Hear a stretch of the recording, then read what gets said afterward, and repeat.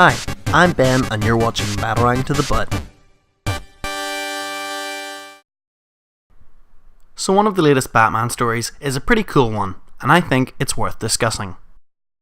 Old Bats is in a bad place at the moment. He's having to deal with the fact that the love of his life, Catwoman, left him on the day of their wedding. But the less said about that, the better.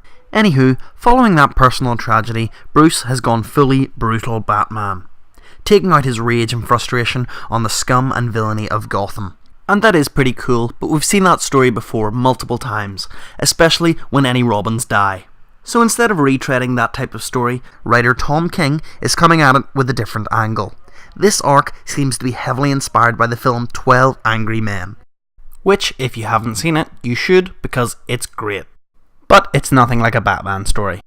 Until now. You see, in this story, Bruce Wayne has been called upon to do jury duty. The case, Victor Freeze, aka Mr. Freeze, has been caught and brought in by Batman, and now he awaits the jury's verdict. Seems pretty cut and dry, right? Batman has caught a crook, as he always does, and now that Bruce Wayne is on the jury, it's pretty obvious that he'll call guilty, right? Wrong. Bruce is now more calm and collected than he was when taking Freeze down. So much so that he's now seeing the cracks in the case. You see, later, after the victims had been collected and brought in, Batman was given the opportunity to inspect the bodies, which then led him to believing that perhaps it isn't as cut and dry as it first seemed. The story is told in a non-linear fashion. The current ongoing debate is backed up with scenes from the fateful night that Batman brought in Freeze. So readers are kept wondering what exactly happened until the final part. However, even then not everything is made clear. But that's because the actual case is not the point of this story.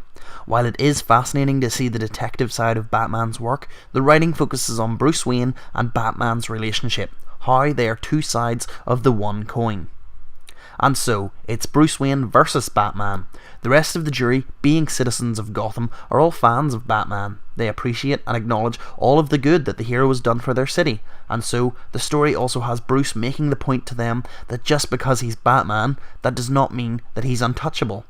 He should be questioned, he should be held accountable. Sure, he fights criminals, but it does not make him above the law. Batman is not, or at least should not be considered, judge, jury and executioner. Not judge, jury and executioner! He is! He is not a god, and he is not infallible.